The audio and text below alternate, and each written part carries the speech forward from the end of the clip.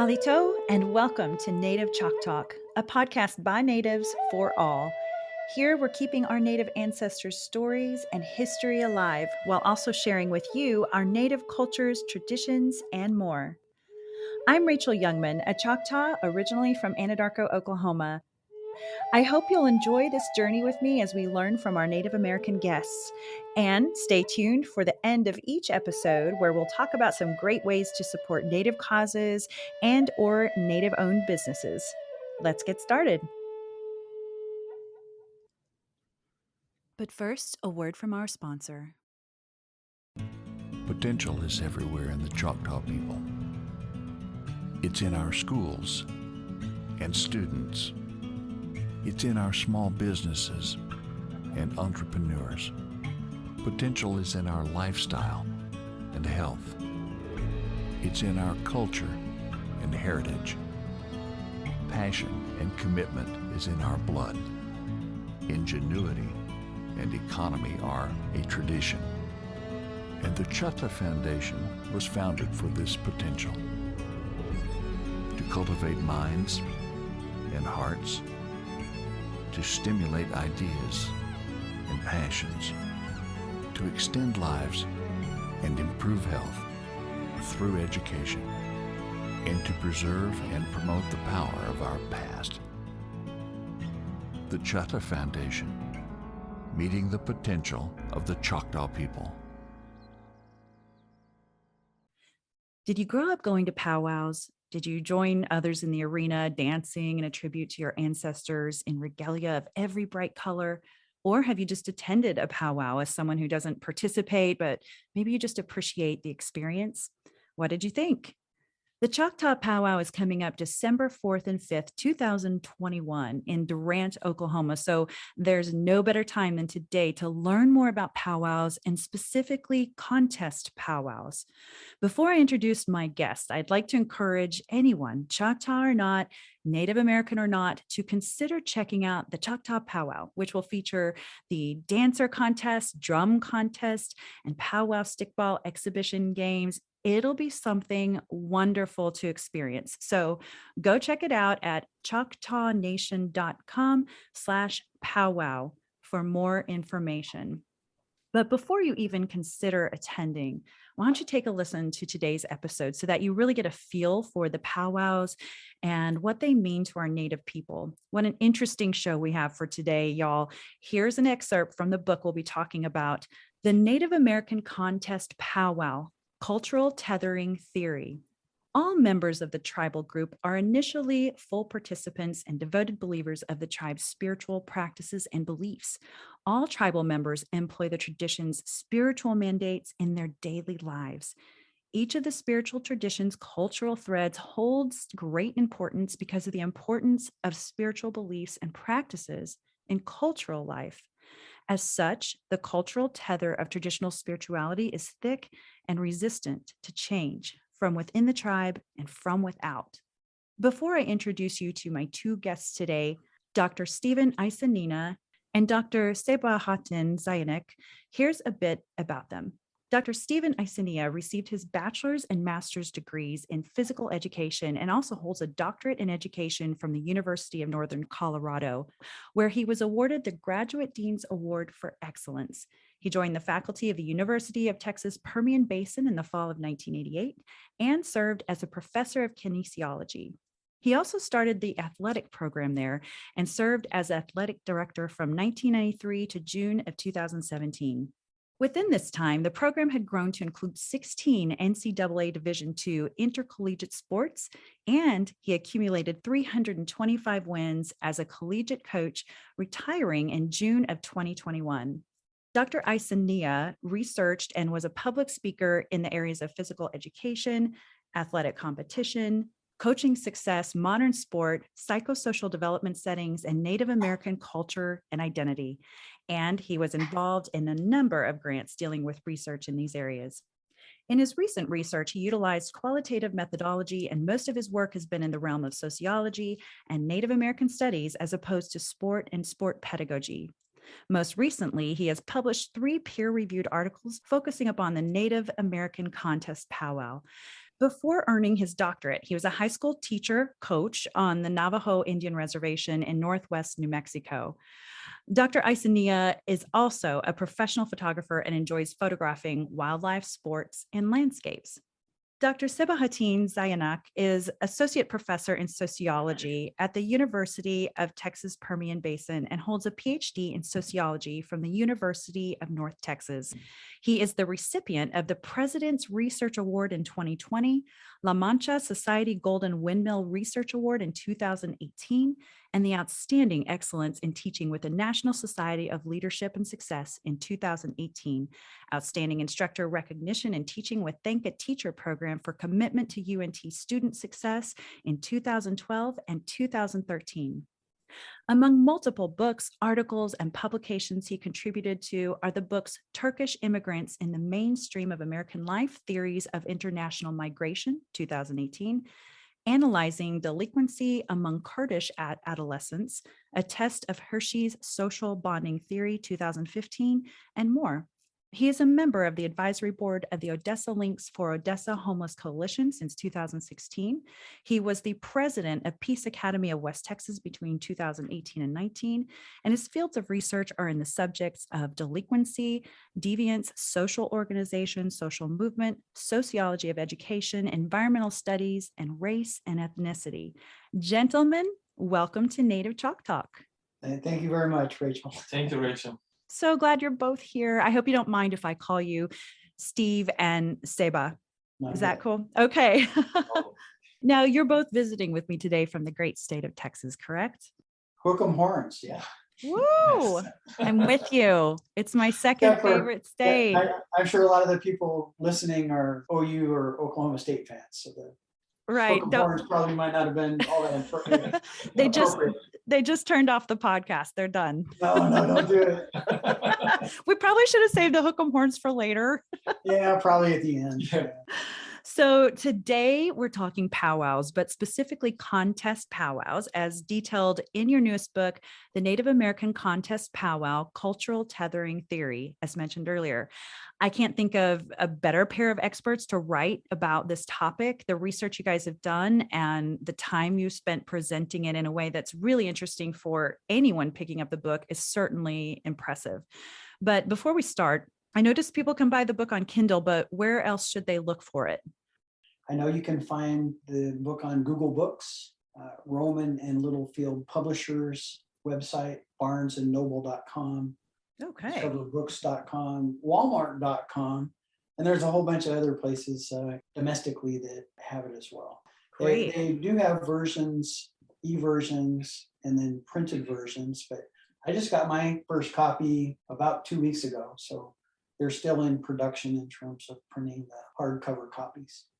Yeah, so for our listeners, it's really exciting for us to be here on the ground floor when the book has just recently been published. And as you mentioned, Steve, you just got your first real copy. So super exciting. Congratulations to you both. Thanks. Thank you. And I'll be sure to post the info on my Native Chalk Talk Facebook page. So what was your inspiration for writing this book? My background included living on the Navajo reservation and teaching there for 7 years. I grew up in Southern California and had a lot of friends from different backgrounds, different ethnicities and races. And when I was at Crown Point, there was certainly culture shock that I experienced. There were things that I wasn't used to, like not making eye contact. I was used to getting along with people liking me. I really didn't have that feeling. So after that first year, I really questioned whether I wanted to go back because I was so uncomfortable. And one of the things that was important, I think, in being there as long as I was to make a commitment to better understand the culture, to make accommodations. And that was really, really important. So I knew I was in a different area. 98% of the kids were Navajo that went to the school. A lot of them, English was a second language. So there was a whole lot for me to learn. Well, one of the things that they had at Crown Point annually was a local powwow. So I attended a few of those, and I can say that I wasn't overly impressed because, again, if you're going to compare that to a contest powwow, people were not wearing regalia. It was a small event. Most of the event was people socializing, although there was some dancing and obviously a drum. And I used to drive into Albuquerque fairly regularly for either athletic events or shopping or whatever. And as I drove east, entering Albuquerque, there was a billboard on the south side of the road that says Gathering of Nations Powwow, world's biggest powwow. And I said, wow, I'd like to go to that sometime. So this is back in the late 70s, early 80s, but I never went. I was always coaching something, a track and field, typically in April. So I never went, and I was always disappointed I didn't. So I moved down to Texas, was working here as a professor, and I just told my wife, we need to go to this powwow. I'd really like to go. So we went, and basically I was stunned as I was going in. I felt like I was going to a New Mexico Lobo basketball game. It was held in the pit where they played, but the parking was the same. You still had tickets to be scanned. You had assigned seats. The video board was being used, loud PA system, all that kind of stuff, souvenirs. So I felt like I was going to a basketball game. And then I was overwhelmed by the number of dancers. There were over 3,000 there that particular year. There was competition. So again, none of these things were like what I had experienced at the local powwow level at all. Large numbers of drum groups, competitors wore numbers. Before events, people were high-fiving and giving fist bumps, just like at a basketball game. at the conclusion of a round, they gave each other high fives, just like that. I remember distinctly the announcer talking about maintaining sportsmanship. And so I was watching all this stuff thinking this is a lot like an athletic event. And I remember hearing the announcer say that, and I go, this is just the weirdest thing ever. And then the other thing that really struck me was, although it seemed like it was an athletic event, there was so much culture that was being put out there right in front of me, from the MC describing what was going on to the regalia, to the foods, to language, to the stories and history. And I just had so many questions that once I got back home, I started doing more research on powwows and ultimately contest powwows. And that's where my beginning was. And then Seba became involved. So he's going to talk now about that. Great. That's, by the way, that's really interesting to hear the perspective of someone that didn't grow up around it. And you, it sounds like you saw more of a traditional type powwow in the first round, and the second go round had that more, maybe a wow factor of what we're probably expecting more of, and both very valid and wonderful powwows, but two very different ways of doing the dances and all that. So thanks for sharing that. It's kind of interesting to hear, if you talk to a native who's been going to powwows their entire life, they'd be surprised that, oh, I didn't realize that not everybody would understand this or be in such awe of it when walking in, because maybe they're just so used to doing it every day. So so Seba, let's hear your side of this too. Yeah, my inspiration was definitely the Steve Aicinena''s life, because when he came to my office and he explained the topic and what he's interested in. And that was the moment I was really highly interested in this project. Yeah. And because I published a book in 2018 about the Turkish immigrations in the mainstream of America. And once I published that, I was just focusing on the immigrants and all the theories, like 12 theories from the first generation theory, Anglo-Saxon theory to Albany theory and everything else. But I never focused on anything. It's been the Native Americans and I didn't have much knowledge. And once he explained his background information, everything, that was really shocked me. I would like to know more, because his life, when he speaks about his life and all the theories I knew, it was kind of speaking of the theories that was a unique thing that's never been touched upon before. That was my starting point. And I was teaching also culture and society class. And that was I was always thinking that, but I didn't know where to start to doing this project. And because for that book I was always seeing myself as a George Zimmel's perspective as a stranger. When he wrote his book, there's a little essay about the stranger. Strangers, he's making the definition between stranger and the wanderer. Wanderer comes today and leaves tomorrow, and then stranger comes today but stays tomorrow. But he was a Jewish, first generation person, and he was trying to integrate himself to the German society and went to the German high school. And probably I felt myself in the Max Weber's Burstein perspective, putting the sympathy in the culture. Basically, I feel myself like a stranger because I came 20 years ago to this country and stay, and also, but still not trying to integrate. But when I was walking to the pond in Odessa, one person saw me last week, and the first question after we say hi, where are you from? Like, she was asking, like, or where are you originally from? And my children were born here, one Right. from Houston and Dallas, but the question was still, the point was, they are still seeing you as a stranger, and the perspective from the stranger for the inspiring the book, Steve was because Steve's wife and the parents and the children, and the point I feel like I have to involve in this project as bringing the stranger point to put more objectivity.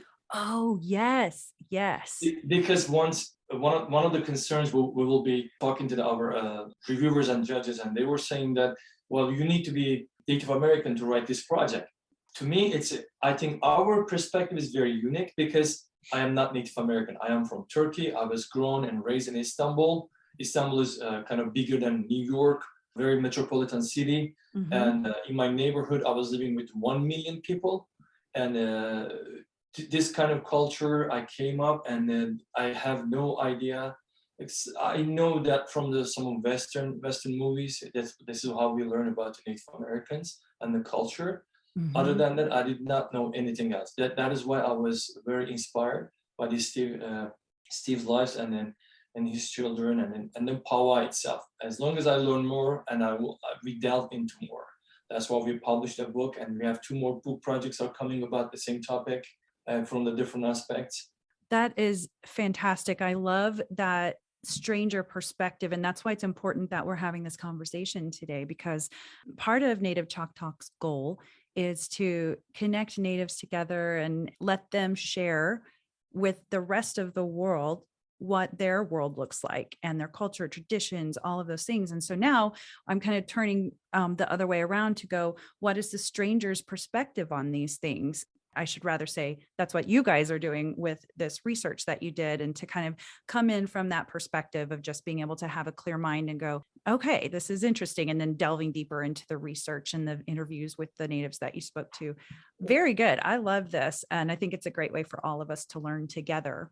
Exactly. It's been really wonderful to be able to do the research for this book, to talk to Native American people, individuals who organize the powwows, contest powwows, to get their perspectives on it. And it's something that has not been done to a very high degree in terms of the academic world. So it is a void in the academic literature, and I think a void in the Native American literature that I thought would be something very, very important to fill. Lots to unravel here. And before we dive into the actual book, as mentioned earlier, many of us grew up around powwows. I say many, but I guess statistically it's very few of us, but I sometimes forget that not everyone experienced that world. And so for those who honestly may not know, what is a powwow?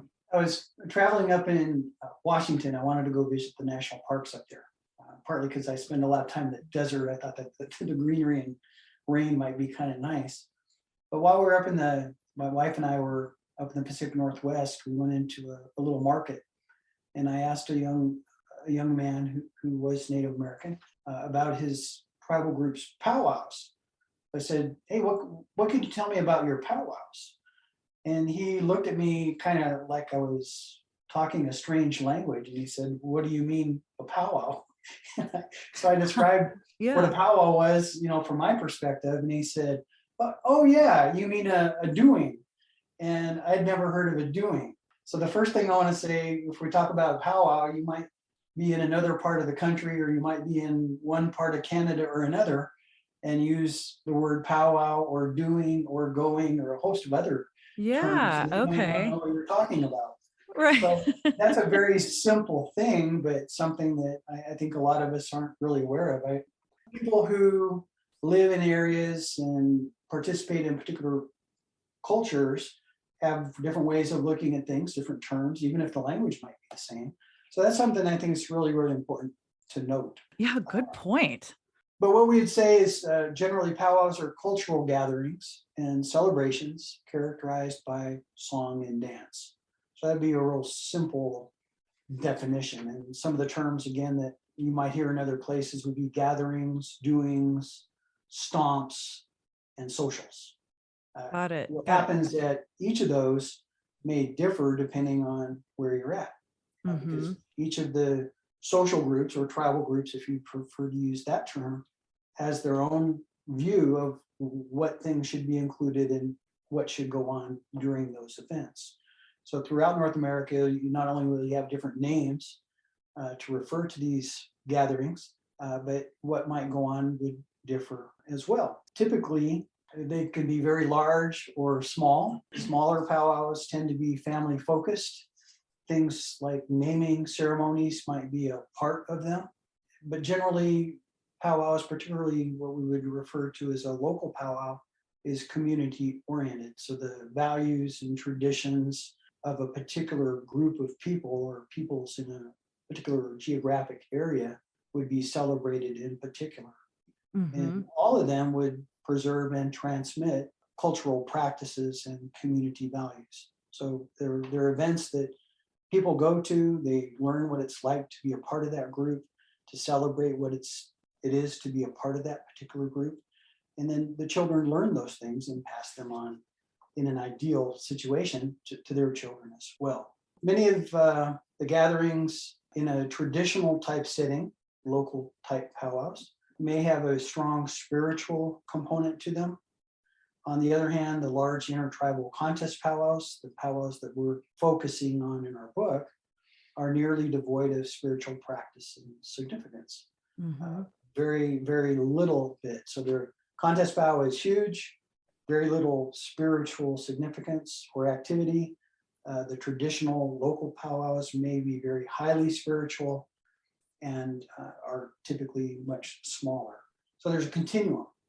And you can't say that all contest powwows are the same, because they're not. Some are bigger than others. Some do have more spiritual components than others. And then you may have some local events that people are very open to having visitors attend as well. So that's one of the problems when you talk to other people about powwows, is that everybody, as you noted a little bit ago, everybody has their own idea of what a powwow is. And anything other than that strikes them as being odd and inauthentic. Yes, exactly. This is exactly how we explain actually in our book, and this is how we come up with our cultural tethering theory. Like we explain every component part of the Native American culture, and this is why I said it or highlighted how the powwow is holding the Native American society today, and also it will be in the future. So I know there's kind of an overall structure for the powwows. Typically, what do those look like? And I know they can vary as well, but what does that typically look like? Well, in terms of the contest powwow, so again, we're talking about contest powwows and not traditional or local powwows, but most of the contest powwows, which really are reflective of the Plains culture, there'll be a drum roll call if there's a drum competition. I was at a Ponca celebration in powwow this last summer. They didn't have a drum roll call. The way they structured theirs, even though it was a contest powwow, they had several drums that were in the middle of the circle, and there was no drum competition. At Gathering of Nations, there are multiple drums. There's a drum competition, and the drum roll call is something that you'll observe at the larger contest powwows, just to make sure that everybody's present. They introduce each of those drums. They play a few. Forgive me, my music is not my strong point, but they'll play a little bit, and then the next group's introduced, and they do that and go around. So it might be 12, 13, 20 drums, depends on how many are involved and invited to participate in some cases. There'll be a grand entry. The grand entry is an opportunity for all of the competitive dancers to enter the arena in an organized fashion. It begins, if you were Gathering of Nations, the men come in from the north, the women from the south. They dance as they're coming, and then they circle around one another and around the eagle staff. The eagle staff is carried in typically by elders or important members of the community that leads this grand entry in. Once everybody's in, there's typically a flag song to honor the eagle staff. Typically, the eagle staff is likened to an American flag, which is kind of weird. If somebody's there and they don't hear a national anthem in an athletic event, that's kind of odd. So the American flag is what we use to symbolize the United States. The eagle staff is used to represent all peoples. At the Ponca, they actually had different tribes. There were little strands of leather, and the names of different tribes were written on those strands of leather. So it was really pretty interesting to see that. Often there's an invocation, so some type of a prayer, sometimes in English, sometimes in the Native American language. Often, if it's a Native American language, they will translate for you. A welcome address is made by usually somebody of importance. Introduction of the head staff is given. And then there are a lot of things that go on. Competition in dancing, various dance styles. I won't go through all of them, but fancy dance, northern traditional dance, southern fancy dance, chicken dance. Those are examples of some of the dances. Typically, there are age groupings, and there are female dances and male dances. Competition in singing takes place, drum competitions. Giveaways take place periodically through the events. Special honors are given by hosting dances for people who have passed away typically. Others are honored, which is kind of a nice thing. Dance demonstrations might be taking place at particular contest powwows. So for example, people may not be familiar with a smoke dance. There might be an exhibition, a dance demonstration of a smoke dance by special dancers who will come in to perform, and that gives a little bit of information about a different tribal group. Princess competitions and crownings are pretty common at the larger contest powwows as well. So those are all things that you might see if you were to go to a competition. It's interesting how hard it is to actually generalize, isn't it? Because there's all these different tribes and then regions and different languages and traditions. And so there are those general things that you mentioned that I thought you did very well, but trying to just describe it quickly to one person, it's like, but in this tribe, they don't, or like in the Choctaw tribe, they may allow the women to dance in their war dances where most tribes don't. So it depends on the dance, the tribe, the region. Yeah. It's there's so much Right. there. And then within a powwow, there's the announcer or MC. That's, to me, I just think it's so critical. And I'm sure y'all feel the same way. We'll talk further about that in a bit, but there's the drummer, the singer, the dancers, as you mentioned, the princesses to do the crowning. There's all these different things that go on. And so what are the two types of powwows that we talked about earlier? Why don't you go into that a little more for us? Well, again, as we noted, the traditional powwow tends to be tribal specific, often has a spiritual component to it. It is small and regionally or tribally based. And then the other end of the powwow continuum is the contest powwow, which is public. Anybody can come. And in fact, I would make this point. At Crown Point, when I was there, if you weren't Native American, you could have gone to that local powwow. But there wasn't anything that was of highly spiritual significance taking place there either. So just because a powwow is small and local doesn't mean that it's private. So typically if it's advertised, you see a flyer on a billboard or on Facebook or whatever, typically pretty much anybody can come. But again, many of the traditional powwows are closed for all intent and purposes to members of the tribe or to the family or to invited guests, etc. So again, on that other end, the contest powwow, anybody can come.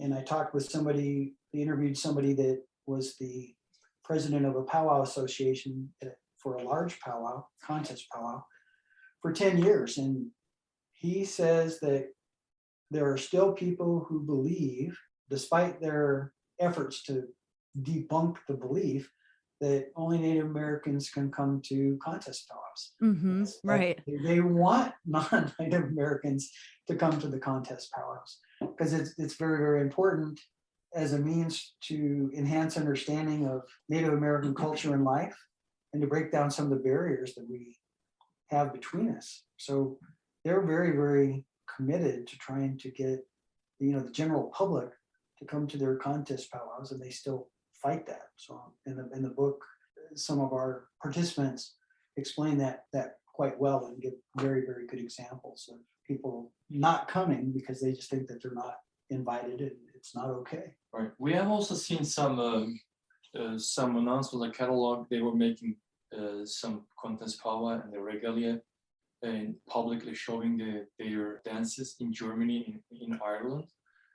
They have a kind of a quite interest also in this kind of social events as well. Oh, wow. Yeah, that's interesting too. I mean, think about, you are from Turkey, Seba, so I'm sure you guys have some beautiful traditions there. And some of those you like to share with the general public and go, look at these beautiful traditions we have, right? Well, Rachel, I can make an inner connection with the powwow. The powwow, because Turks before converting to Islam, they were having the shamans. Mm-hmm. When they were having the spiritual dances, kind of making the dreams, like such as the same thing when the powwow is spiritual dances. Mm-hmm. Well, that's kind of what I understand the powwow, which is the basic understanding was the powwow was kind of the shaman dancing and spiritual dances. But when I learned about the contest powwow, this is basically kind of also unique finding for me as well. Okay. Yeah. Interesting. I did find that fascinating. Something that I didn't know either was in the book, you guys talk about how, as you mentioned earlier, they want people to come. They want non-natives to come to kind of share with them about their culture. And I do wonder if a lot of times people feel that they can't come. Also, do they not want to come because they feel intimidated by, what if I make a wrong move? Am I supposed to sit on the benches? Am I not supposed to sit? Like, where do I go? What do I do? Do I dance with them?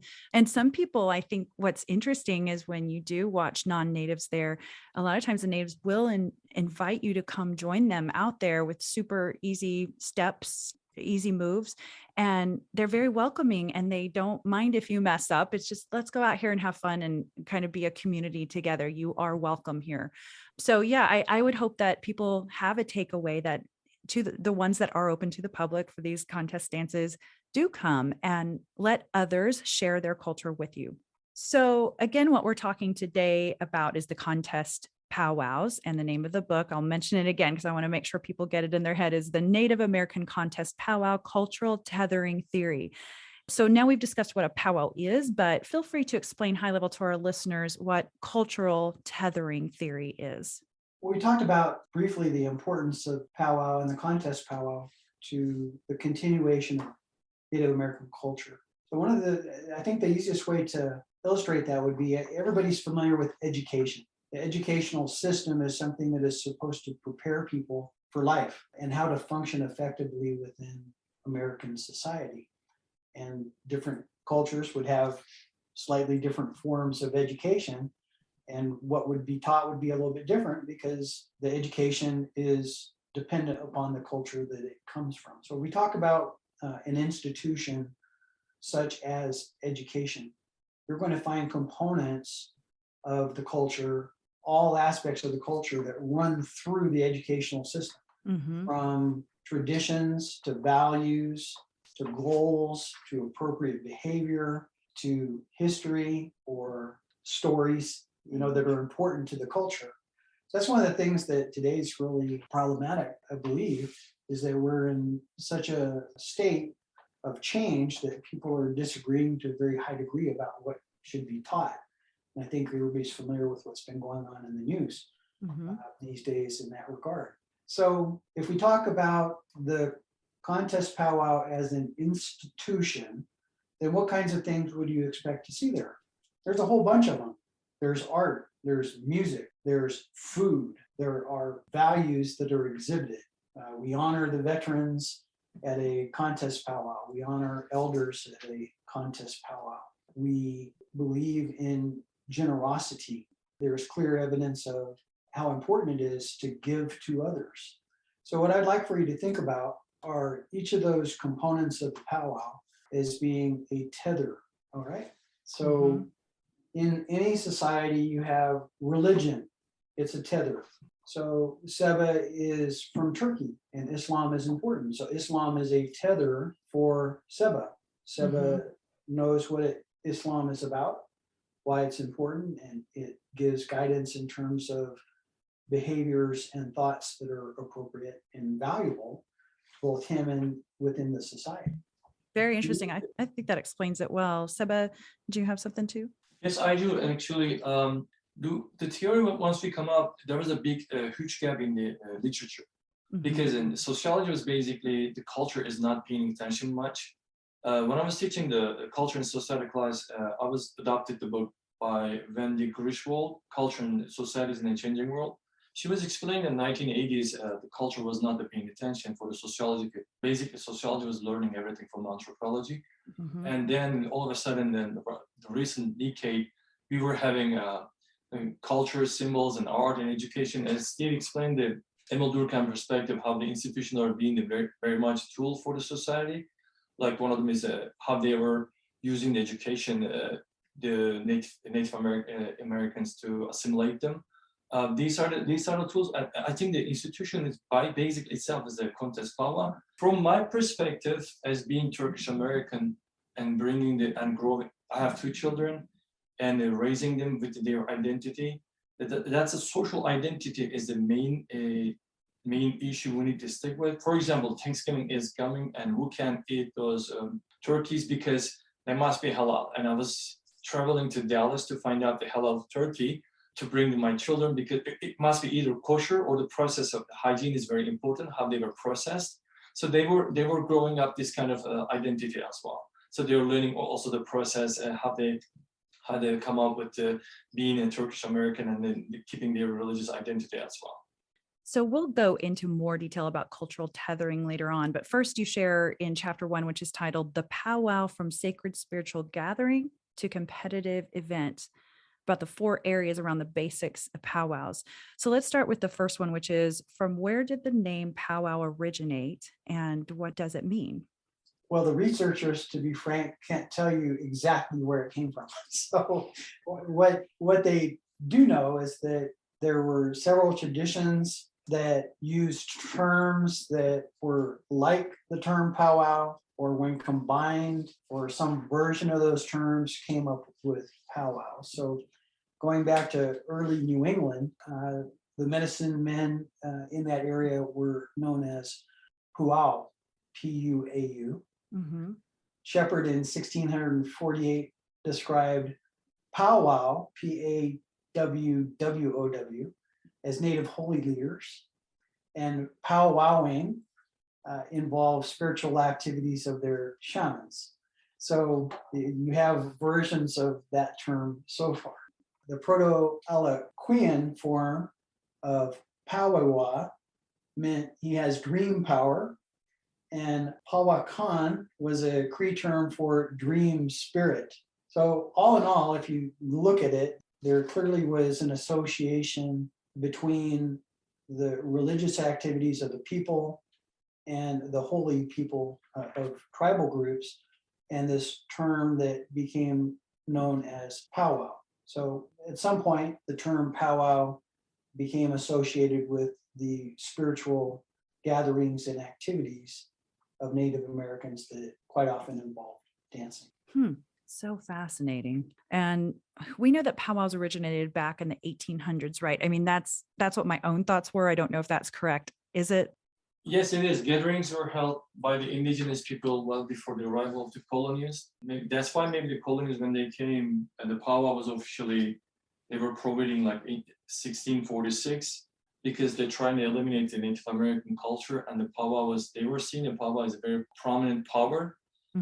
So they probably aware that they have to take the powwow away from their hands. So it is recorded by early explorers and evangelicals. And as far as the public powwow in which many people were welcome to attend, and the Omaha tribe has conducted its harvest dance celebration, I think since 1804, and the Ponca celebrated its 145th annual powwow last summer.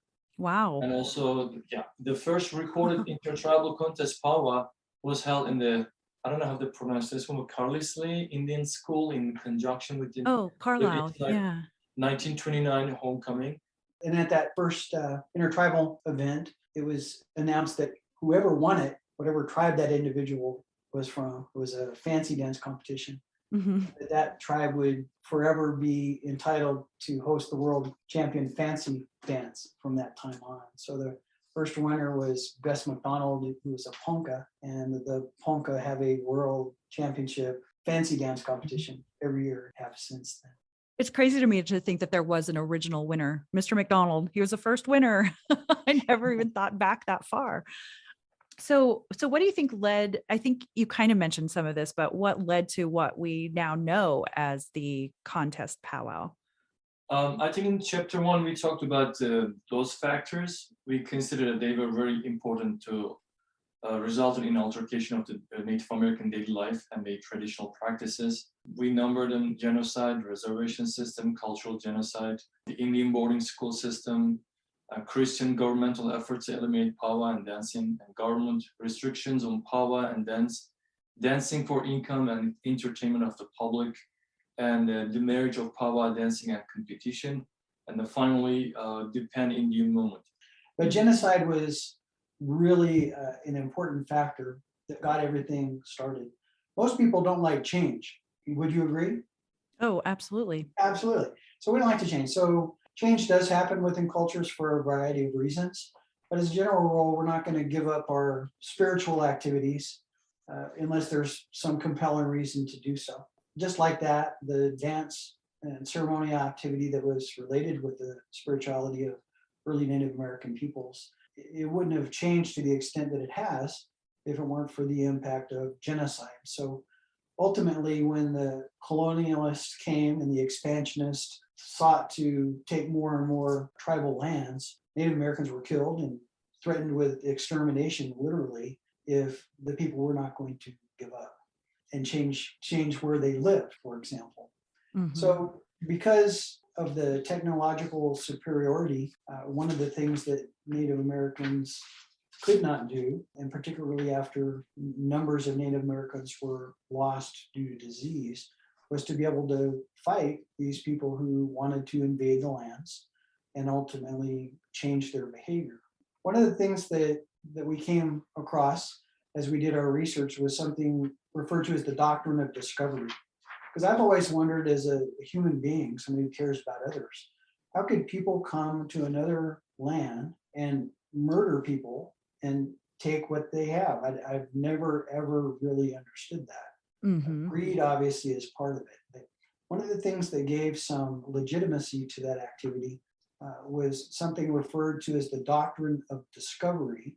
And you may or may not have heard of that. It was a doctrine put forth by Pope Nicholas in 1455. So just as about the time that we started to see the European folks going out in boats and exploring and conquering peoples, this doctrine of discovery came to the forefront. And it led people that were going out to believe that they were just in conquering and stealing from indigenous groups throughout the world.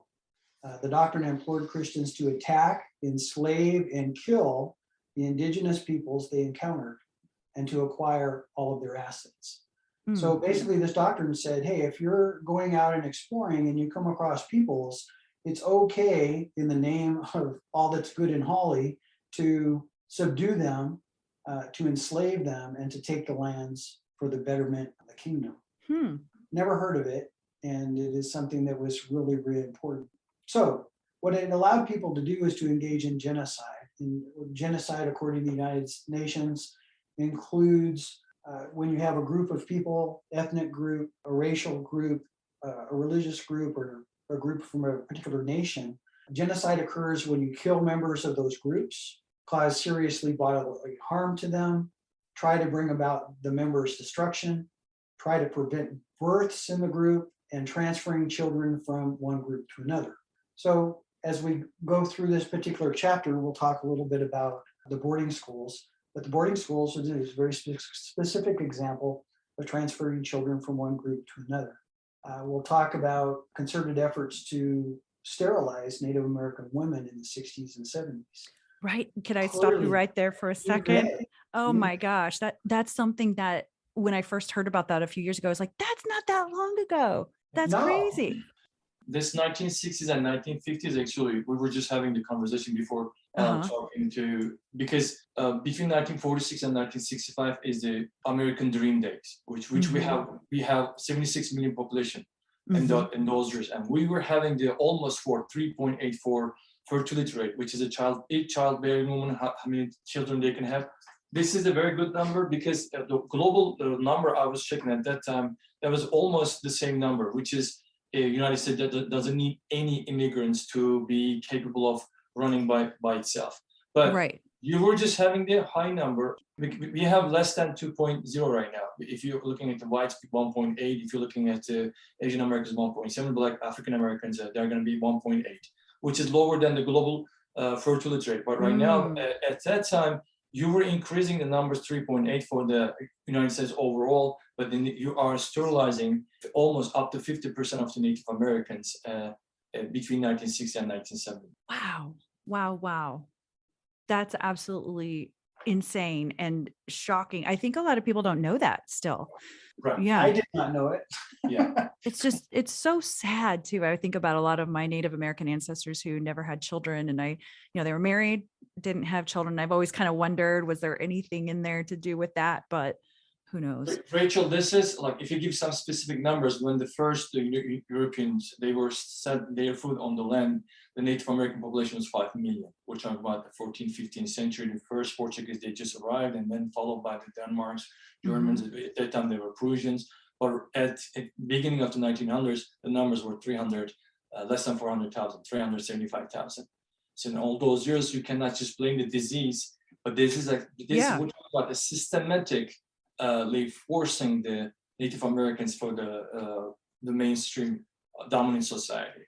Yeah. Right. I know we're trying to say that we have this conversation with Steve because I know some of the literature, they didn't use specifically genocide. They were using the ethnic cleansing, but ethnic cleansing is no different than ethnicity is the product also of the culture too. You're just eliminating the culture. You're just eliminating the language. You're just eliminating the religion. Steve mentioned about those boarding schools. You're just taking out those children from their families by force. Some of them are by willingly because they were malnutrition, they don't have enough food there home, so they were just giving willingly. If, like, for example, Zuni tribe, they were just opposing that, they were arrested and they were sent to one of the worst federal state prison in California. What was the name? Alcatraz. Yeah. Or they were shot, they were killed, or during the reservation we just talked about, like 1830, they were just taking them from their land to the kind of relocating them to another land. For example, you're just relocating, how do you pronounce it, Winnebago tribe, like 3 times. You're just relocating them from Northeast Iowa to Minnesota, and the second from Minnesota to South Dakota, and finally from South Dakota to Nebraska. And this is basically systematically has been done and never ended, even 1960s and 70s, which is, we're talking about the 4 decades, five decades ago. I mean, seriously, the 1970s is when I was born. That was still going on at that time. Wow. And I know that we have to give every society has had terrible things happen at one point or another. But I think about the Jews and the Holocaust and how awful it was. And yet there's so much less education around the same kind of thing that happened with the Native Americans. And I think it's getting better. People are starting to understand it and hear about it more, especially as we're truly acknowledging history and not trying to kind of stuff it away, because it's not happy. It's not fun sometimes when it comes to Native Americans, but it's something that we do need to acknowledge and learn from and grow from, just like we did with the Holocaust. Rachel, I think it's a great point, because in order to make the Holocaust possible, or in order to make the systematic killing for the Native American possible, you have to find a scapegoat. Like how did Joseph Goebbels, he came up with a theory, scapegoat theory, and they made the Jewish people as the culprit, as the victim, or they were showing that as they were the problem of the Nazi. Right. And we explained it in our chapter 1 and chapter 2, and in somewhat most of the chapters, social Darwinism theory, how Native Americans were seen, or they were forced to see as inferior, or the savages. And they were using the social Darwinistic theory. We can save the man, but we need to kill the Indian in them. There was a kind of main ideology they were just kind of exposing to the society. And the society was, after all those systematically doing those things, and they were accepting that, and they were relocating them. Even after the relocation, they were just making Indian territory, Nebraska, Kansas, Oklahoma, and the portion of the Iowa. They were just making in these territories, they were making the colonies. In those colonies, what they were doing is just domestic farming or some other things, so they can understand, or they can just integrate themselves to the society. Now, right now, we call those colonies as reservations, but the main idea never changed. Just save the man, kill the Indian in him. Wow. So those factors that we talked about, the genocide, the Indian boarding schools, to name a few, the reservation system, was there anything else that y'all wanted to talk about on any of those points before we move on? If you think it might be helpful, I have 3 quotes that I think would be really, really interesting to share with you. Have you ever heard the term, the only good Indian is a dead Indian? Oh, yes. Okay, it's actually not what the guy said. So I want to share what he said because it's even worse. so, Okay. so here's the quote, or well, actually the story. Phil Sheridan was appointed by President Ulysses Grant to pacify the Indians of the plains. According to Captain Charles Nordstrom, Comanche leader, approached Sheridan and introduced himself. Me, Touchaway, me good Injun. Sheridan, according to Charles Nordstrom, smiled sardonically as he replied, the only good Indians I ever saw were dead. So not only Sad. did he say it, but he said it to the guy's face. And God. I don't understand it. So the point is that, you know, this goal that was held of trying to destroy the culture Mhm. was deeply, deeply seated by people who were in charge of the military, for example. The other one I wanted to share, I want to share this other one. Hiram Price was the director of the Bureau of Indian Affairs in 1881. And he was very convinced that Native American culture had to go away. It just had to go away. He was quoted as saying in a presentation to Congress, savage and civilized life cannot live and prosper on the same ground. One of the two must die. If the Indians are to be civilized and become happy and prosperous people, which is certainly the object and intent of our government, they must first learn our language and adopt our modes of life. We are 50 millions of people, and they are only 1/4 of a million. The few must yield to the many. So the idea of Native Americans fully assimilating into society was something that the director of the VIA at that time believed to be very, very, very vital. Interesting. Can I add a couple of numbers, and I would like to make a point on Yeah, that? I love numbers. Bring it on. Thanks so much. I think once we talk about the boarding schools by 1925, it was run by the Christians and the Christians institutions, like 357 Indian boarding schools. And they were like 83% of the Native children, all their school age, they attended the boarding schools. And 1926, the Native American boarding schools by the Healing Coalition. So once we bring in all those numbers, we're trying to make the point on that. You are just 1946, you are just kind of prohibiting in the New England section, the powwow is not prohibited. And then in 1671, worshiping, because they were just kind of like stereotyping and saying they're stigmatizing worshiping to the devil or other false god in Massachusetts by a colony. Once we explained this cultural tethering theory, all our findings was kind of leading us that way. You're taking today like 3% of the only Native American, they were following their native Indian religion. Mhm. So you're taking the religion. And when I asked this question, is Steve, your children, do they speak Native Navajo? No, my wife is full Navajo. She does not speak Navajo fluently. My children do not speak Navajo at all. Do they understand? Like, do they understand? No, because they weren't Okay. around it enough to learn. Okay, can I ask another question? Sure. Are they Christian? Are they Native American religion? They are not members of Native American tradition, Okay. traditional spirituality. So basically, it's not just we cannot make the generalization, but most of the friends I have Native Americans, and most of the numbers, once we look at it, the religion taken out, language was taken out, most of the customs, or do they know about anything about the elders? How do they communicate? How do they know about those meanings? And these are the terrors we explain it in our things. I think what is standing right now, transmitting those meanings and symbols and those culture is the powwow. That's why powwow is more important than as it was and has been. If I were Native American, I will establish more powwow, and I will spoil all those dancers and the tribes to come, encourage them to come and dance and represent their tribes.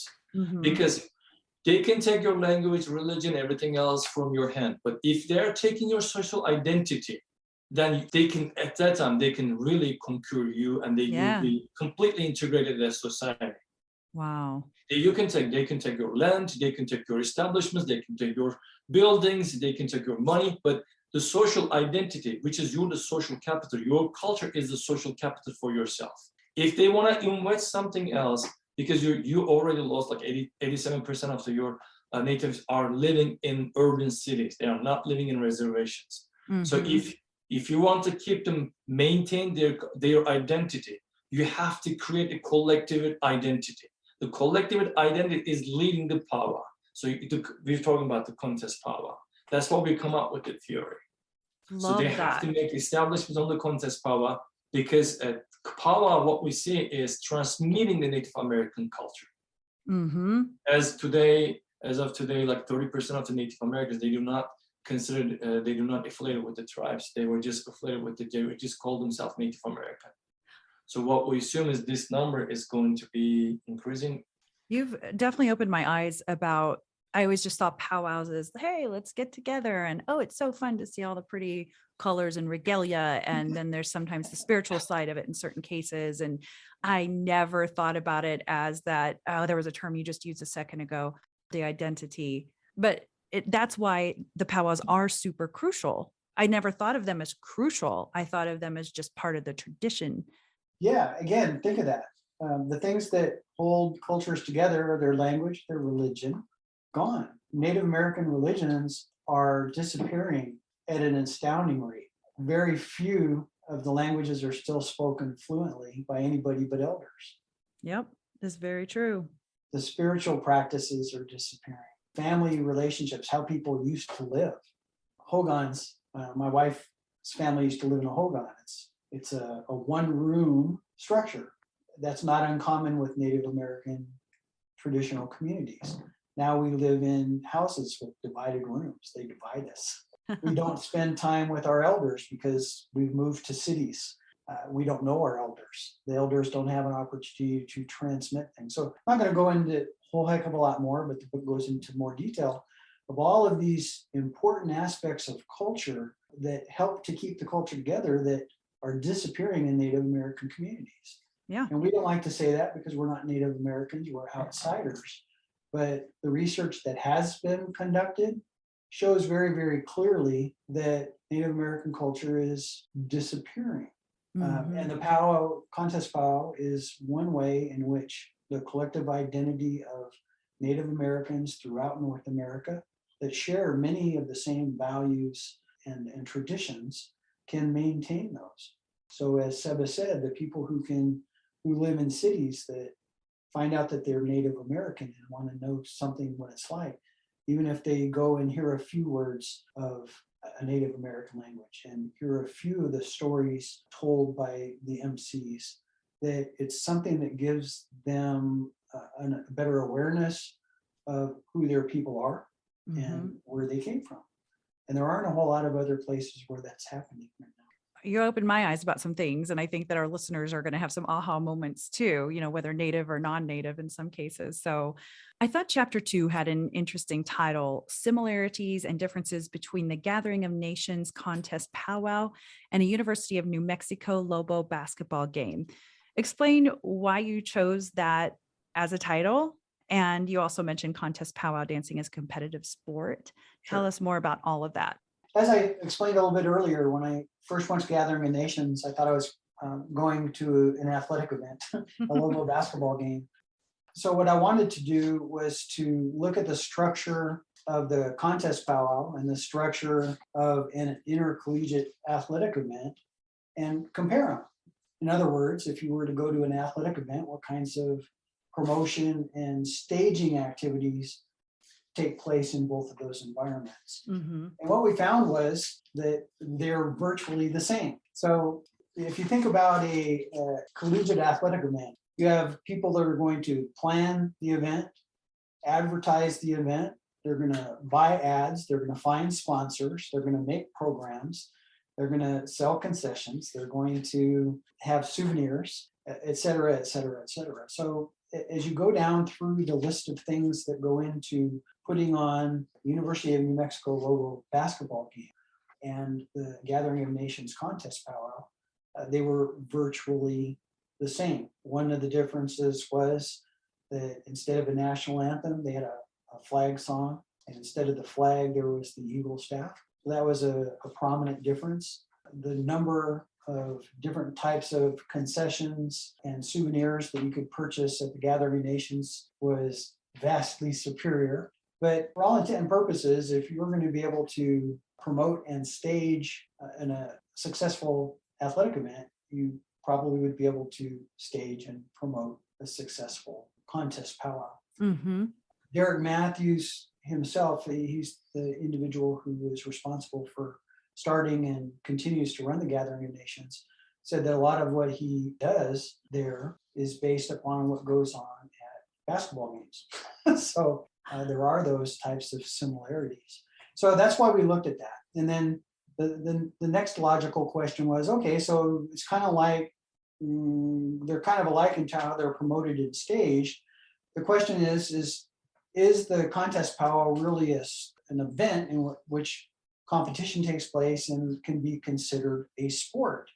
And in talking with dancers and those who put on the contest powwows, the answer was, well, of course it is, but the literature, and I'm sorry to refer to that, I sound like an egghead, didn't really say that. You know, we only found one study which somebody said, you know, the dancing at a contest powwow might be likened to Native American rodeo in terms of athleticism.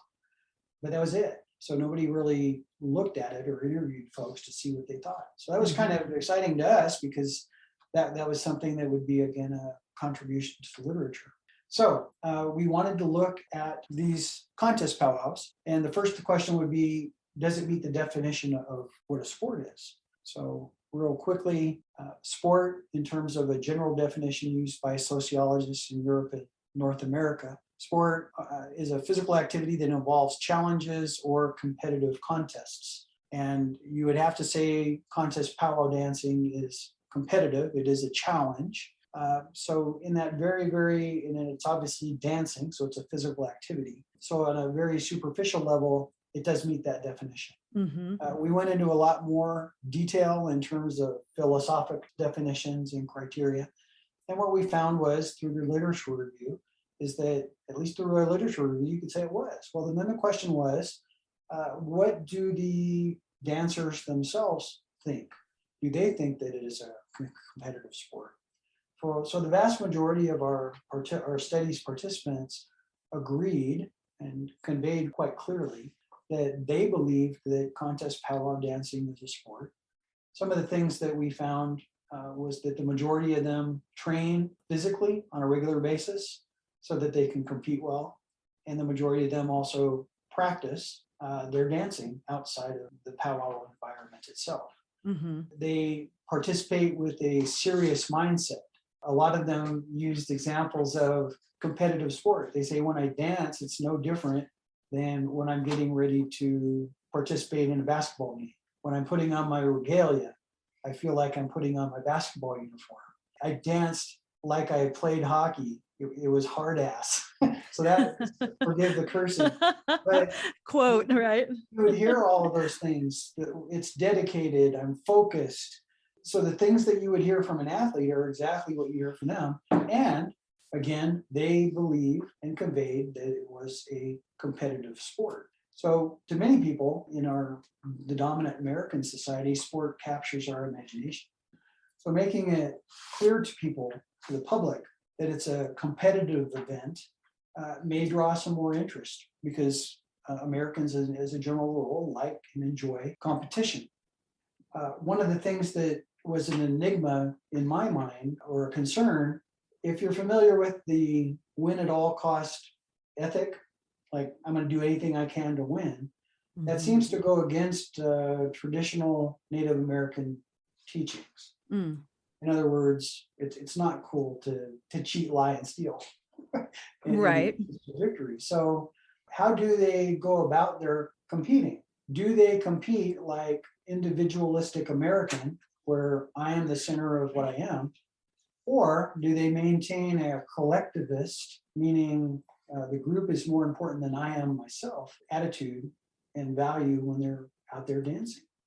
And what was really interesting was they all said they were highly serious about it winning was important, but most of them said it wasn't the most important. A lot of them said things like, I really enjoy visiting with family and friends and making friends at these contest powwows. So that was really, really important to them.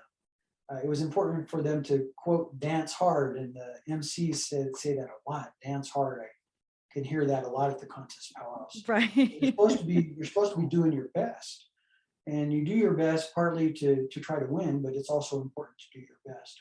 So the question is, can you compete hard and not care just about yourself? And what we found was that indeed, they still cared about other people. They still wanted people to compete fairly. They wanted people to compete in a spirit of sportsmanship and peace and kindness. So a lot of the values that were important to the people were carried into this competitive environment. And that was, to me, rather surprising because I'm used to, the Americanized version, individualistic culture's version of sport, where you are supposed to win and all the other things can kind of be put aside for that 90 minutes while you're competing. These assimilation theories and everything, what they've done to the Native American people, they were all kind of forcing the Native Americans, but they were finding a way to create their social identity, and that's why they were staying alive. For example, contrary to assimilation goals, Native Americans use sport to celebrate their identity and autonomy as a people. And the Northern Arapaho or Eastern, the Sushon, have transformed the meaning of basketball, Sushon, to basketball to suit their cultural needs and rendering it as a new method of expressing the Native identity and the resistance both on and off the court. And maybe we should explain the Jim Thorpe, Steve, how they've been. Sure. Most people who are familiar with sport history are at least somewhat familiar with Jim Thorpe. Jim Thorpe is in the Football Hall of Fame. He was an Olympic champion, and he also played baseball. He won Olympic gold medals in the pentathlon and decathlon. And he was named one of the top athletes of the century by ESPN and other organizations. So he's really held up as being a very, very successful athlete and a Native American who went to boarding schools in addition. And not everybody would know that necessarily, but as a Native American, he's looked at as being one of the more outstanding athletes. But one of the things that people might not know is that he really did adhere to traditions of his people, and he did not compete for fame. He says, I didn't compete for fame, I didn't compete for money, I competed for the love of competing, which is something that I really appreciate because as a coach, I might have won more games if I was a meaner guy. But caring about others was really, really important to him. And he actually died in poverty because this was true in Native American cultures. Most of what he earned, he gave away. His wife said, we're broke. Jim has nothing but his name and his memories. He has spent money on his own people and given it away. So he confessed, I played clean, I played hard, but he very much had internalized the Native American way and the responsibility that he had to his people, and how he competed was reflected in that as well.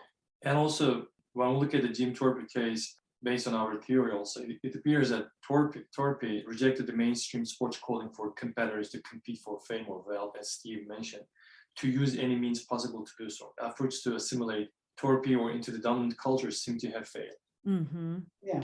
So despite being in the boarding school and playing high-level sports, professional sports, he didn't become that. So there are examples of that we bring up in the book. The medicine game is an example. The stickball. That individuals can compete and still maintain their traditions, their traditional values, despite what goes on around them. So we found that to be very, very interesting. But all said and done, the research shows that contest powwow dancing is a competitive sport, and that the people who participate are able to maintain their traditional and tribal values. That's what they conveyed to us. So that was a really cool thing. So there are a lot of people who might look at the competition aspect of the contest powwow and say that that's a negative thing. As we found, it, if it holds true with others, the native traditions can be maintained while they do that and conveyed Yes, to others. exactly. So that's a fantastic thing in our. And it may be bringing in different age groups that otherwise may be not as excited about the traditional powwows, as they're still maturing. And so it's a great way to get the whole family involved from day one and into the culture and into the community.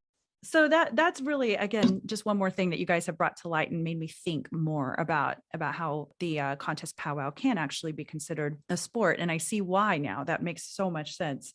Something super crucial about every powwow is the MC. And I personally find them to be just really interesting. They have to be knowledgeable in so many aspects of culture and maintain control of the schedule. And of course, they throw an occasional joke. I've never been to a powwow where the MC wasn't just hilarious along the way, but really good at what they do. So you label them the mediators of culture and traditions. Tell us more about that. A mediator is somebody that explains to an audience the way things are to this group that doesn't. And so they serve a very, very important role in making that communication. So our contest powwow MCs, or announcers, I tend to call them announcers, have a very, very important role in the contest powwows. We see people from all kinds of tribes, over 500 tribes at Gathering of Nations. You have non-Native Americans that are in the crowd, 11,000 people. So there are a lot of people there that don't share all of the same knowledge, information, values, etc. So the announcer really is a key to somebody like me, who's in attendance that doesn't know a lot about what's going on. And that is also true with individuals. As we said, if it's somebody who is Native American and did not grow up in Native American culture, then they're going to hear some potential creation stories. They're going to hear what the flag song is. They're going to see honoring of veterans. So a lot of what is important is exhibited, and the MCs discuss those things a lot of times. We talked about the jokes, and I can tell you with a high degree of certainty, if I didn't live on the reservation for 7 years, that I wouldn't have understood a lot of the jokes. So right. There's a whole different humor there, right? Grandma jokes and broke down truck jokes. Your aunties. Three-legged dog jokes and all that kind of stuff. They don't, or they talk about commodity cheese. It's like, right. most people in American society wouldn't know what that is. So the jokes don't make any sense to them. And they even take this time in some cases to explain, what was meant for folks like me. So the announcers are really important. And as you said, they seem to know so much and keep things moving. But you don't just become an announcer. And that's something that, again, people don't realize, that there's a process. That the two announcers, MCs that we interviewed, grew up going to traditional powwows, competing in contest powwows, playing and singing on the drum, having a mentoring process. And that through all of that knowledge is something that they have. Then they have to have a good voice. Then both of them say they practice using their voice. So it's not something that somebody does. And I found it to be really fascinating how hard they worked to become announcers. Now, a lot of times they get their break because of some unusual circumstance. A researcher named Jello did a study. Actually, he described kind of what powwow announcers do primarily, is what he did. But it's very interesting to learn what these MCs go through to get where they are and to be at the top of their game and to become in high demand. And both of them were. I always say that we're going to keep our sources anonymous, so I can't give names, but very, very high profile individuals. So I was very appreciative of having had the opportunity to interview them. Some of the tribal groups were the Cheyenne, Chippewa, Cochiti Tewa, Colorado River Indian tribe, Cree, Crow, Dakota Sioux, Hidatsa, Lakota Sioux, Mandan, Navajo, Ojibwe, Potawatomi, Pueblo, Shoshone, Sioux, Tuni, and Zuni. So we Okay. had Pueblos to plains to up north. Actually, we studied the topic first very well, and Steve actually has spent so much time about the literature review because this is very sensitive topic, and we have to be very also vulnerable and sensitive to the topic. The time, the society, culture has been changing rapidly.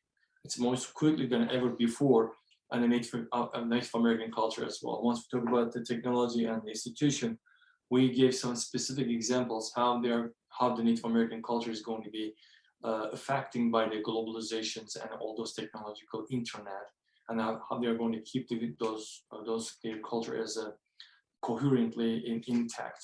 So I think one of the findings we also used in our the cover veterans and the elderly, like how much they were being respected.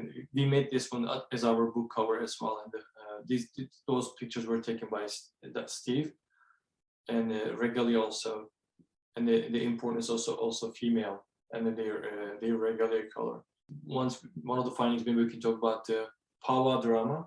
Maybe Steve can explain that. Sure. Yes, actually, that's great. Good idea. So when we ask our dancing participants what type of powwow that they like best, the majority like the contest powwow the best. Some preferred traditional powwows. And one of the problems that people had, that our participants had with the contest powwow, was the general environment. That some of them believed that the contest powwow environment was a little bit negative because there was such a great focus on competition. Mm. They said that they didn't feel like that personally, but there were people who did compete that just were kind of ugly and made the experience negative as a consequence. So powwow drama takes place when individuals are participating in the contest powwow dancing that bring negative energy and behavior to the environment, and it's a downer, for lack of a better word, Right. to them. They don't like to be around that. So that is the one aspect of the contest powwow that several of our participants identified as being a problem and a reason why they preferred the other. But for the most part, they said, hey, we really like these contest powwows because it's fun to compete, and they acknowledge things such as not everybody can win, and that's okay. If we have 200 people in the stands, not everybody can win. So I just want to do the very best I can and keep getting better. So it's great. That's a great attitude. Yeah, and it's interesting too that I know that with every generation, you're going to look at the next generation and go, oh, those silly kids, what are they doing? Or they're not honoring our traditions, or they're making changes. What are they doing? And they're adapting, like you said earlier, Seba, the internet even bringing in some influences as well. And I noticed there was a powwow that I was thinking about going to, and they were very adamant that you couldn't have any coloring that was the bright colors kind of from the 80s. You couldn't wear anything fluorescent. And when you talk about tradition and change, that's one of the things that I explored with the participants. Oh. In their lifetimes, they saw changes, and they acknowledged that the regalia are becoming brighter, more colorful, flashier. And there are people who don't like that. Traditionally, the colors were more muted.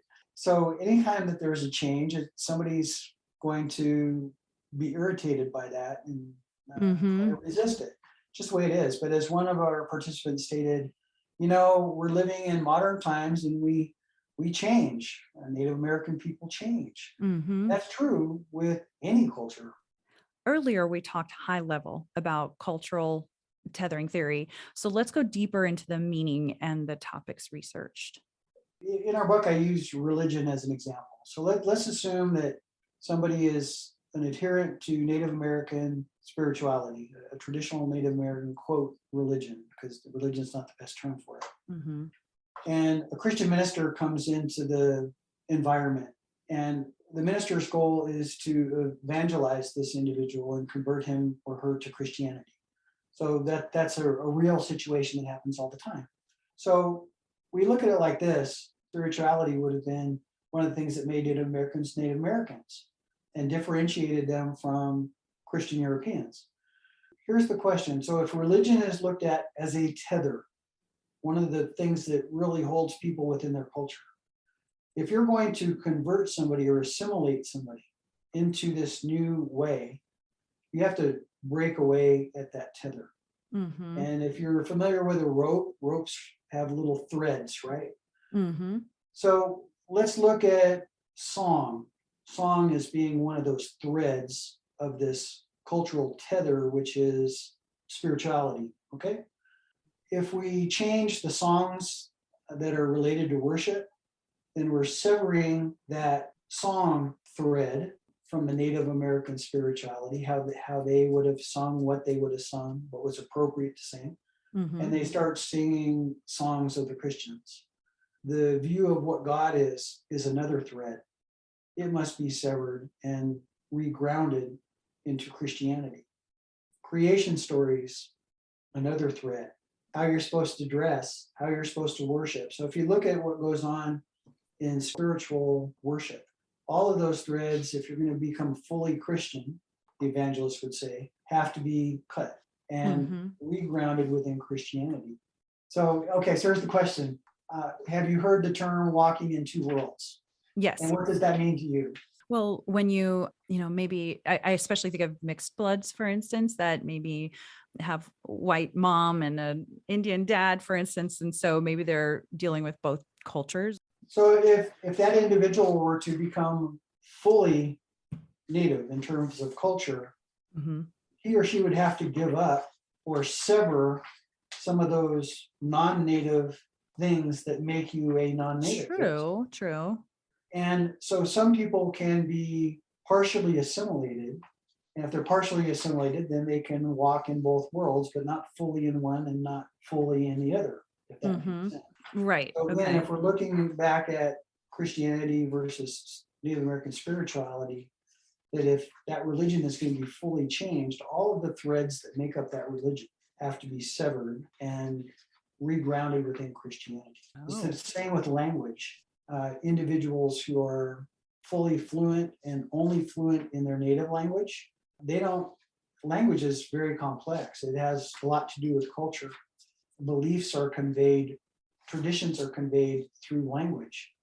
So if you're going to learn English, you have to learn about that environment as well. And what you find is if somebody is only fluent in English, a lot of what native speakers would understand is lost. They don't really get that. So the point is in terms of cultural theory, cultural tethering theory, we're going to change people and change cultures, that things have to be severed or destroyed, whatever term that you want to use.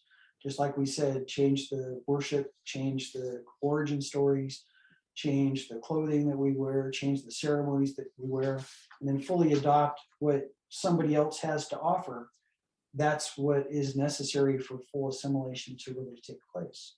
Right. For example, Rachel, in 1878, all 800 remaining members of the Northern Arapaho tribe spoke their native language fluently. In 2005, fewer than 7% of the tribe's 6,000 members spoke Arapaho fluently. Or another example would be, as of today, like the Salish tribe had fewer than 50 fluent speakers, none under the age of 50. Or how to pronounce this one? Katuni tribe has fewer than 12, can only speak their language fluently. Or Ayak language had only 2 fluent speakers. Mandan had only 6. The Abenaki, Penobscot had 20, and the Iowa had only 5. So this is kind of, we are giving the specific numbers, what Steve was mentioning. And also some of the literature we saw that people said, my mom is the last generation of the full bloods in her tribe, which is there are not really many traditional people left. Or he brought up that the internet is no place for tribalism, because cultural life depends on the human interaction and for its creation, and the computer-based learning, we said, that cannot save the culture existing on their life support. Interesting, right? I never thought about that. Like if you fully immerse in one, you may have to give up parts or all of the other, and vice versa. Right. And so what he just did by sharing the numbers on loss of languages, that these languages, which are so important to who the individual is, are being lost. And it's a part of culture that once it's gone, it's never coming back. How can you make it come back? you don't have people speaking it fluently, it's not going to do that. So Mhm. cultural tethering, if you're looking at groups of people, they're tethered by their institutions and individuals are. So if you want to change an individual or change a culture, you have to get rid of those things. And that's indeed what the government did, yes. They tried to do away with Yeah. the religion, the spirituality. They tried to do with the ceremonial dance. They tried to make them not speak their language. They wanted to make sure that they did the kind of work that Anglos, white people did. And they tried to cut all of those tethers that made Native Americans who they were. Hmm. But fortunately, a lot of the elders held on to those things, even when they were threatened with being jailed or having rations taken away if they were found guilty in the court of Indian offenses for having engaged in dancing. They were truly cornered. I don't judge any decisions made back then by the tribes or the leaders, because what would you have done, right? Right. So now you dare to cover a topic which can be very controversial, quote, who can legitimately claim to be a Native American? So better you than me, that one's a doozy. Tell us more about your thoughts around that. I'll be happy to. Let me put it this way. My children are half Navajo. They both have certificates of Indian blood. They're both members of the tribe, but neither speaks Navajo. Mhm. Neither has been involved in traditional spiritual activities. Their knowledge of the history is limited. And so that may be my fault, might be my wife's fault. People can blame whoever they want. But factually, they could say, yes, I'm Navajo. But if True. you were to ask them anything about being Navajo, they wouldn't be able to tell you much. Yeah. So good point. both Seb and I are interested in culture. Mhm. And because we're interested in culture, to us, culture is very, very important. Understanding the culture that you would like to be affiliated with, tribal culture. I think that for my children to legitimately claim that they are Navajo and try to convince somebody of that, they'd have to know something about the culture. Interesting. So I don't have any reason to fight or be ugly about it, but just because I am genetically Native American doesn't make me Native American. Seba said a little earlier, if you take the culture away from the people cease to exist as a people. You're only unique as a people because of your culture. Yeah. So if you're a part of the culture, you have to understand the culture. At least that's our belief. Yeah. Very interesting. I mean, there's so much you could debate around that, right? It's such a big can of worms. Yeah. And on the other hand, you can't tell my children that they're not Navajo because genetically they are Navajo. They're genetically, yeah. It's 6 of one and half a dozen of another. That's right. It comes from your perspective. It's interesting to think, if your children are Navajo but don't practice the culture, are they still Navajo? On the other hand, if your children are not by blood Navajo, but they practice the Navajo culture, are they Navajo? Traditionally, you'd probably say no, but you'd look at them and say, oh, well, they are people who appreciate the Navajo culture. And so, yeah, I guess someone could ask the question, are you Navajo by blood? Yes or no?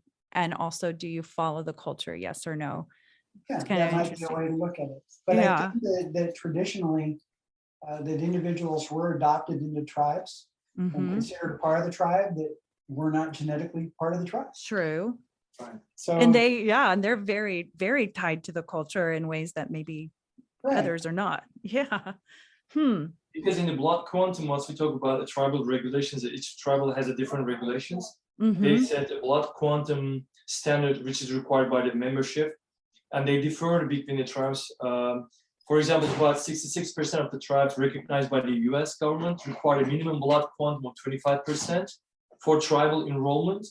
And then also federal government requires a blood quantum of 25% of a higher before individuals qualify for federal benefits.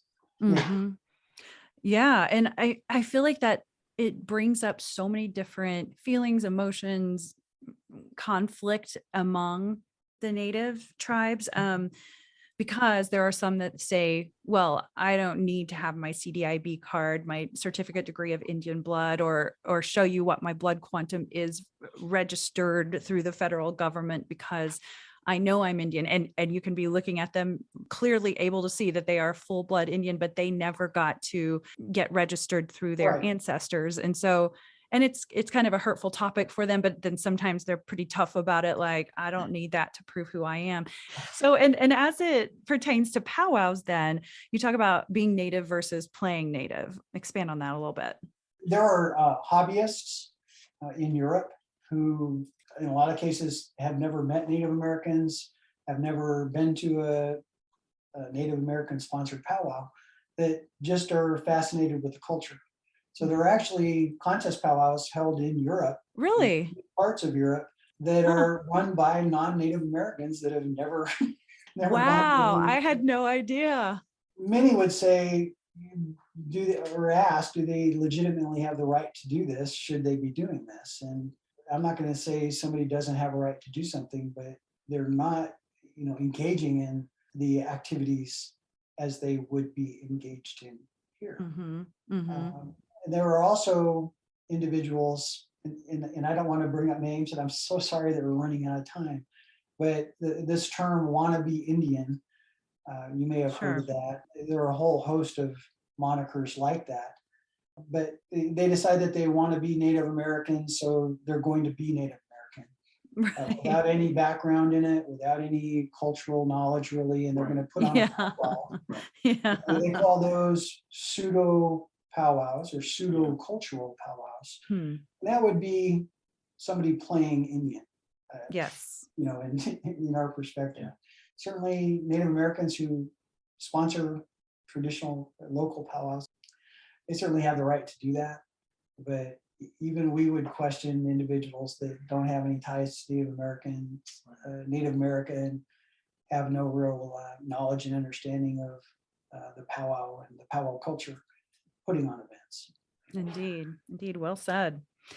At the conclusion of the book, you listed some of the external factors that are initiating change in the Native American culture. So I wanted to just mention a few of what those typically are: interracial marriage, loss of language, loss of religion, social media, mainstream media, pop culture, materialism, independence, living in urban areas, all things that you guys kind of mentioned here and there throughout the episode. But I thought it was kind of interesting to hear what those changes are coming about, the root cause there. So, and in the book you state, we believe that the contest powwow will serve as a cultural tether, grounding Native Americans to their cultural values and traditions as they continue to evolve as people.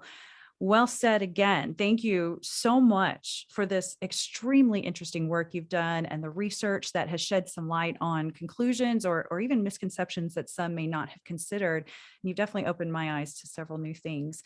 I know you're both passionate about learning about and helping our Native communities. So with that, are there any Native causes or businesses you'd like to promote? For a large number of years, my wife and I contributed to the Native American Heritage Foundation. Last year, we found a group that we donated to at Christmas time that hauls wood to grandparents on the Navajo Reservation. Oh, that's awesome. So I think it was called something to the effect of Wood for Grandparents, because my father-in-law used to have to chop wood and bring in the wood, and as he got older, that was really, really difficult to do. So we thought that was a wonderful cause. Totally. We donated to last year as well. Well, I've been consistently donating to Native American foundations, but the main reason was just I love Native people. So yes. There's no other reason behind that. I love that. Hey, for whatever reason, it's every bit helps. That's great.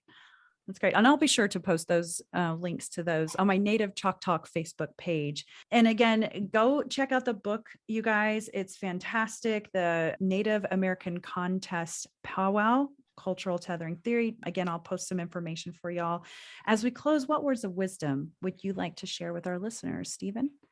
The more that any individual learns about another, the closer they can become, the more tolerant they can be with one another, the more appreciative that they can be of one another. And again, as we looked at Native Americans are foreign to most Americans, Christians and Muslims, blacks and whites. Doesn't matter. If you don't sit down with people and talk, the barriers are never going to be broken. And I just think that that's generally a good guideline. that whoever you meet, of whatever color, whatever ethnicity, whatever religion, is to talk to them, talk with them with an open and accepting mind. Doesn't mean you have to change who you are, but a whole lot of good can come from that.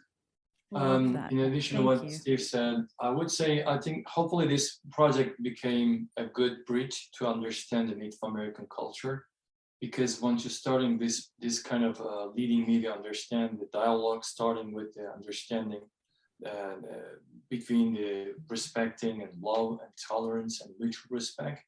I think this project is going to be starting that bridge, so we can continue some other projects like we mentioned to you about the powwow, art in the contest powwow, and then we would like to apply our cultural tethering theory, some of the specific tribes. We're going to start with the Navajo Nation. Another professor from Utah State, he's going to join this research as well. Thanks so much for the opportunity, Rachel. Really Thank you so much. And I would say that bridge you're talking about, I think you've accomplished that for sure. And I'm excited for people to give us feedback on what they think about the book. Thank you again for those good words of wisdom. And listeners, don't forget to check out this fascinating book by Steve and Seba, The Native American Contest Powwow, Cultural Tethering Theory. I'll be sure to post the link to the book on my Native Choctaw Facebook page. And if you'd like to come out and enjoy the Choctaw Powwow, it's coming up, mark your calendars because it'll be on December 4th and 5th, 2021 in Durant, Oklahoma. Gentlemen, I appreciate you both. Yakoki. We appreciate you too. Have a good day. Thanks, everybody. Thank you. The Choctaw Nation has always provided a foundation upon which a future can be built. From our home in southeast Oklahoma to a bingo hall that grew to be one of the largest casinos in the world. Today's summer school programs lay the groundwork for a love of learning. Small business programs support local economies.